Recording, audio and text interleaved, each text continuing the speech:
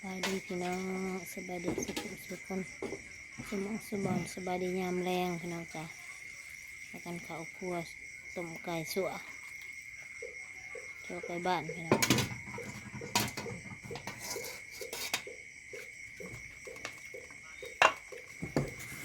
เดินมาเด้อกินข้าวแรงนำกันพี่น้องใช่แล้วใช่บ้างอะไรพออย่าใส่ละ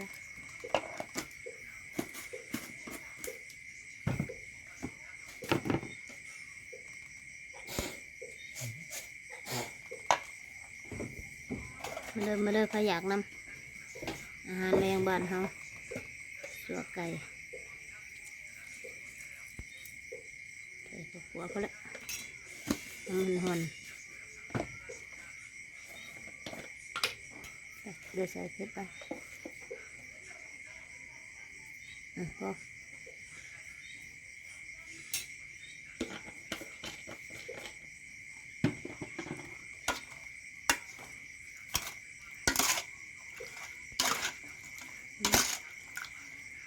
มาให้น้อง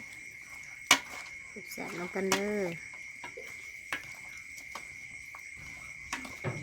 มาแล้วบอกอาหารซะหน่อยหน่อยนะ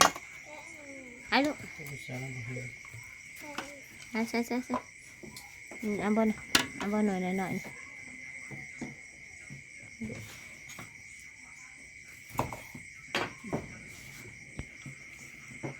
มาเด้อแสบน้ำกันกินข้าวแรงน้ำกันพี่น้อง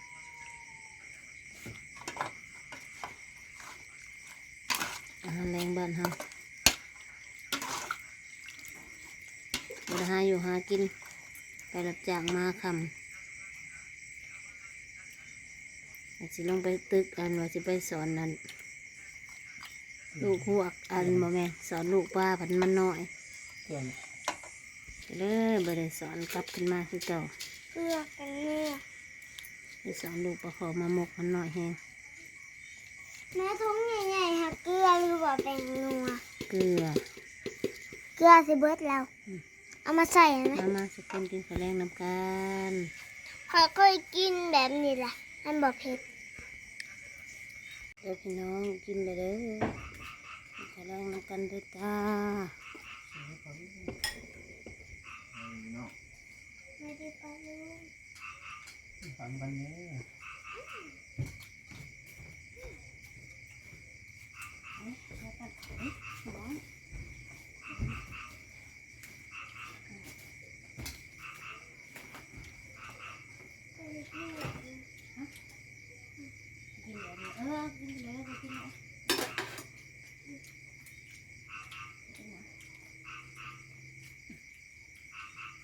อยากกินสิ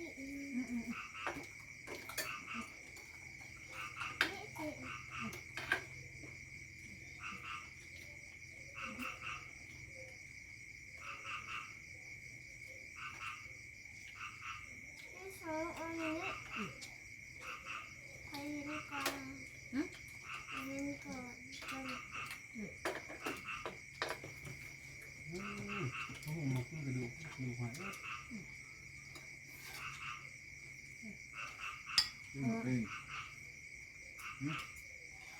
อยากกินอย่าเพิ่งเล่นบ่เพื่อนนะฮะโอ้ยยังแกใช่ไหมใครอยากกินมันเนี่ยเนี่ยมาแล้วมีสิ่งนี้แถวเป็นถึงนะจ๊ะ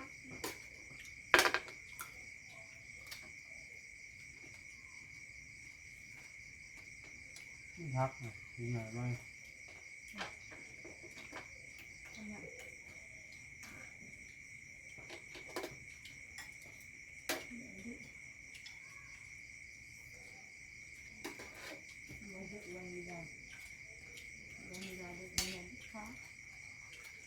มันได้ยาหายอยากแกะคุย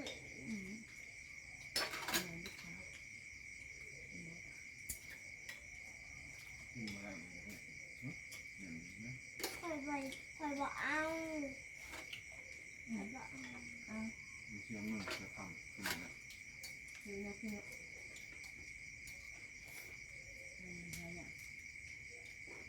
่ต้องขอทองแม่คือมันถ่ายไปจะ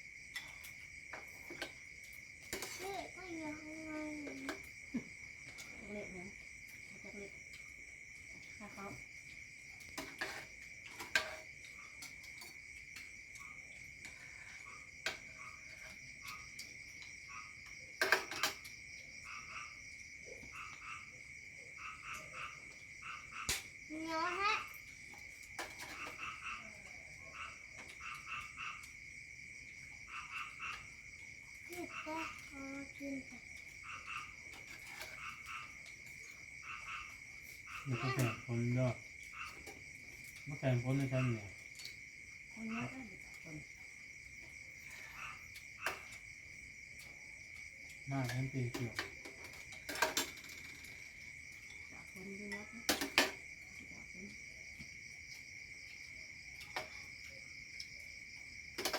มาได้นะฮะนี่ ทำไมยังทำไมยัง ให้กินสิมันกินมัน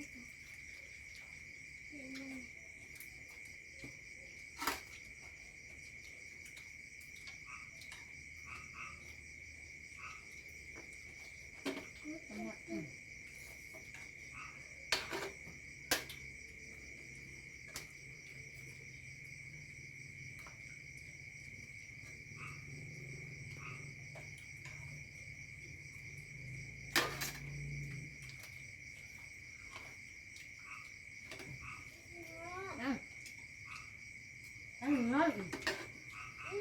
ลูกนี่แหละตัวเนี้ยเอ้ยลูกปุ๊บกินอะไรมึง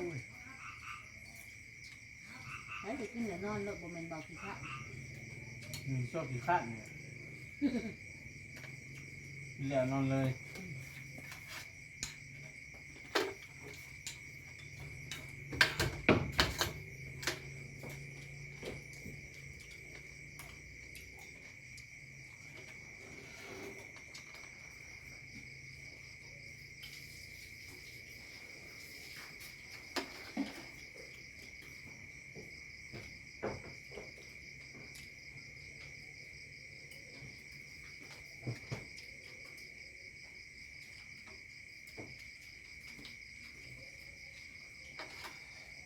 ล้างมือเด้อล้าง ยาเอาจอกก่อน ล้าง ยา เกี่ยว เอา กัดมื ไว้ อเด้อ ในอกเสาเนาะ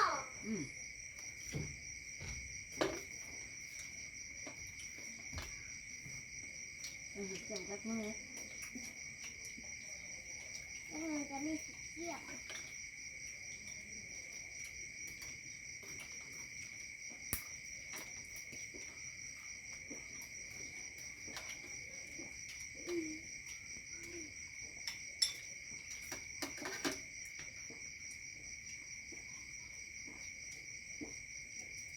หมูร้อน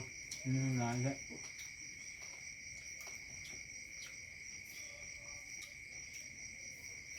โอชิ นี่แม่ง แล้วขนม แม่งขนุนมาจากไส วิ่งมา เอาไปขู่เอาไป โอ้ตัวเดียวมาขอใครฝน ไปแล้วคุณกระโปรงเย้ มาขอใคร มันบินไปพอเอาไปหัวแบบจะเอาไปเนาะ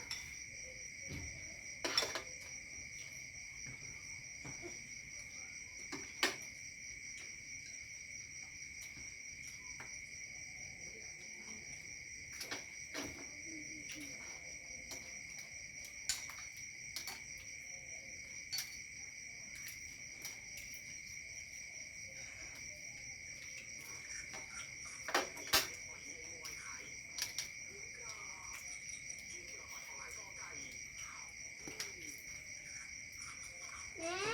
ขออยากขึ้นอันนี้วุ่น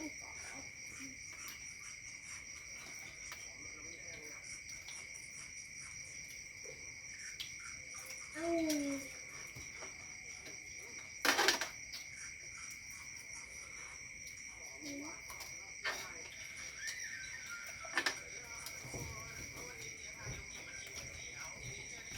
หน้าไปก่อนเรื่องเขาอีกแล้ว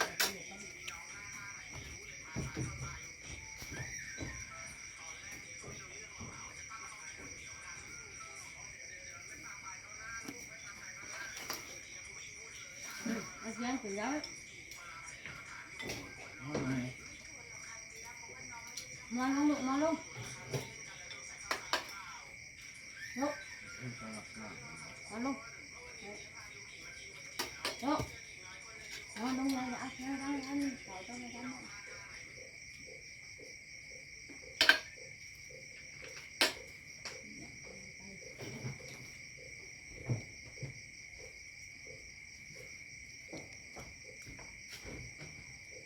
ได้เลยพี่น้องสำหรับที่นี่พบกันคลิปหน้าพี่น้องสบายดีสุขสุขคน